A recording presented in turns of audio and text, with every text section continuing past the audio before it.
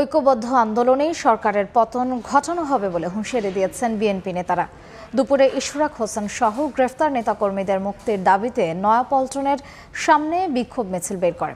এতে দলটির সিনিয়র যুগ্ম মহাসচিব রুহুল কবির রিজভী ও মহানগর দক্ষিণ বিএনপির আহ্বায়ক আব্দুল সালাম সহ নেতাকর্মীরা মিছিলে অংশ নেন।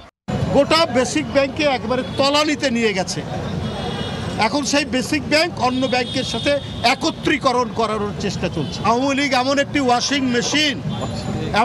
ওয়াশিং মেশিন, যত পাপ করুক, যত চুরি করুক, যত খুন করুক, ওই আওয়ামী লীগের ওয়াশিং মেশিনের মধ্যে দিয়ে ঢুকলে সব সাফ সুতরা, সব পরিষ্কার হয়ে যায়। হোসেনকে হাইকোর্টের জামিন ছিল, তারপরে লোয়ার কোর্টে যখন তিনি সেই জামিন কনফার্ম করতে যান, তখন তাকে জামিন না দিয়ে তাকে জেলখানায় পাঠানো হয়েছে। এইরকম আমাদের সবাইকেও যদি গ্রেপ্তার করেন, তারপরও কি আন্দোলন বসে থাকবে? আন্দোলন বসে থাকবে না।